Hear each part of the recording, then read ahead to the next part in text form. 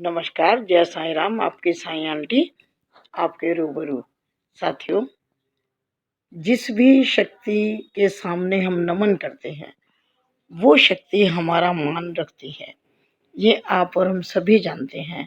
शक्ति एक ही है, उसी को शिव कहो, साईं कहो, कृष्ण कहो, राम कहो, हनुमान कहो, माता रानी कहो, जो आपका मन कहता है कहो। लेकिन शक्ति एक ही है जो हम सबका पालन करती है, हम सबको आशीर्वाद देती है। तो साथियों, मेरे साईं मंदिर में एक बहुत अच्छी भक्त है।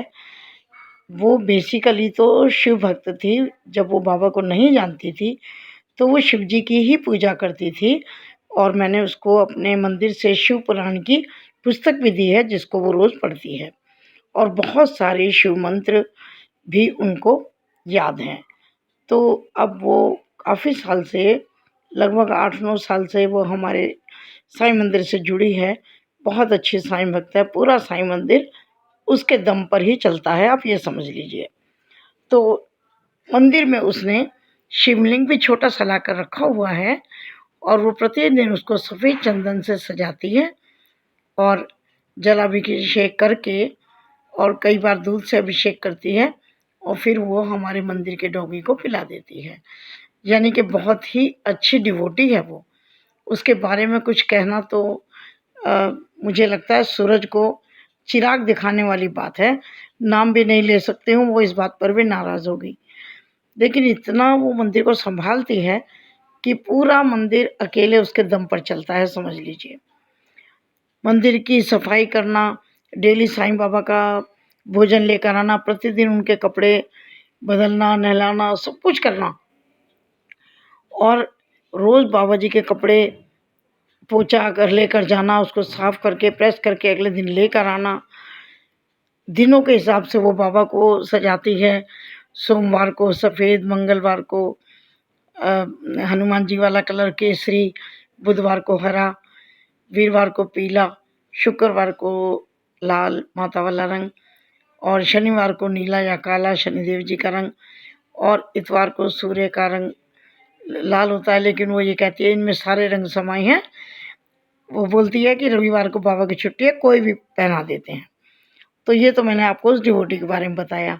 अब क्या हुआ साथियों कि वो प्रतिदिन बेलपत्र लेकर आती है रास्ते से, पेड़ से तोड़कर, और प्रतिदिन वो बाबा पर और शिव जी पर भी चढ़ाती है, शिवलिंग पर। तो कुछ दिनों बाद क्या हुआ, जिनका वो पेड़ था ना साथियों, उन्होंने बाहर की तरफ की वो टहनियाँ काट दी, तो ये बाहर से तोड़कर ले आती थी। बाद में इसने पूछा किसी से, जब ये अपने घर से हमारे मंदिर आती है तो रास्ते में ये पेड़ इसको मिलता था, तो वहाँ से बाहर के बाहर तोड़ लेती थी। अब वो टहनी इसको मिली नहीं नीचे तक, तो किसी ने कहा कि नहीं कोई बात नहीं, तुम दरवाज़ा खोल के अंदर चले जाओ। तो ये अंदर गई। अब वो पेड़ काफ़ी सूख चुका था, बता रही थी। तो कह रही थी कि मेरा मन हो रहा था आंटी जी कि मैं इस बेलपत्र के पेड़ के नीचे एक शिवलिंग ला के रखूँ, पर फिर मेरा मन ना ये हो गया कि अगर मैंने रखा और किसी ने उसको उठा के फेंक दिया तो मुझे बहुत तकलीफ़ होगी, तो ये अपमान होगा शिवलिंग का। तो इसने शिवलिंग नहीं रखा वहाँ पर, शिवलिंग अपने घर के मंदिर में रख लिया। और ये जो पत्थर दिख रहा है ना आपको, ये काफ़ी देर से चल रहा है, स्क्रीन पर आप देख रहे होंगे। अब मैं इसके बारे में बता रही हूँ आपको कि इसने ये एक पत्थर उठा करके पेड़ के नीचे रख दिया, शिवलिंग समझकर। अपने मन में भाव इसके शिवलिंग का था, तो इसने ये रख दिया, और ये सोचकर कि अगर किसी ने फेंक दिया तो चलो कोई बात नहीं, और रखा रहा तो ठीक है।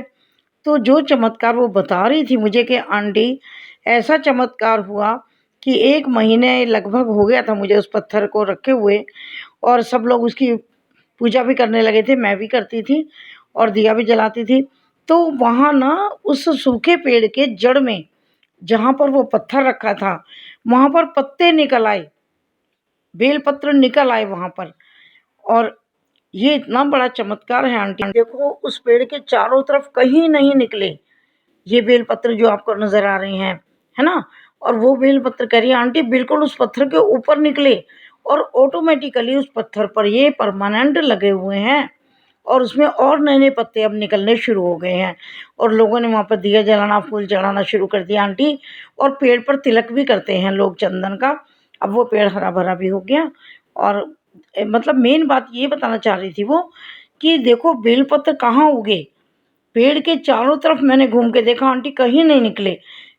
और मैं हर रोज़ अब पूजा करती हूँ, लोग भी करते हैं आंटी। ऐसा लगता है जैसे किसी ने उस पत्थर के ऊपर वो बेलपत्र चढ़ाए हैं, जबकि आप ध्यान से देखो उसमें हरी हरी नई नई पत्तियाँ और निकल रही हैं। तो जब इसने मुझे ये चमत्कार बताया साथियों कि आंटी ऐसा हुआ उस बेलपत्र के पेड़ के नीचे जहाँ से मैं कई वर्षों से पत्ते ला रही थी, तो मैंने कहा कि बेटा तू जब जाए ना तो फ़ोटो खींच कर लाना उस पेड़ की, पेड़ के नीचे पत्थर की सारी चीज़ फ़ोटो खींच के मुझे लाना। तो वो बच्ची फिर मेरे पास ये फ़ोटो खींच कर लेकर आई है। तो फिर मेरा मन हुआ कि कितना बड़ा चमत्कार है ये, हैं?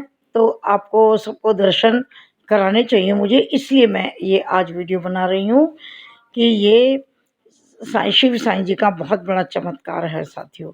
यदि आपको ये वीडियो अच्छी लगे तो लाइक एंड शेयर कर देना। और यदि साईं आंटी चैनल पर नए हो तो पहले साईं आंटी चैनल को विज़िट कर लीजिएगा। और यदि आपको ऐसा लगता है कि मैं कुछ अच्छा करने का प्रयास कर रही हूँ तो आप मुझे सपोर्ट कीजिएगा, चैनल को सब्सक्राइब, लाइक एंड शेयर कर दीजिएगा।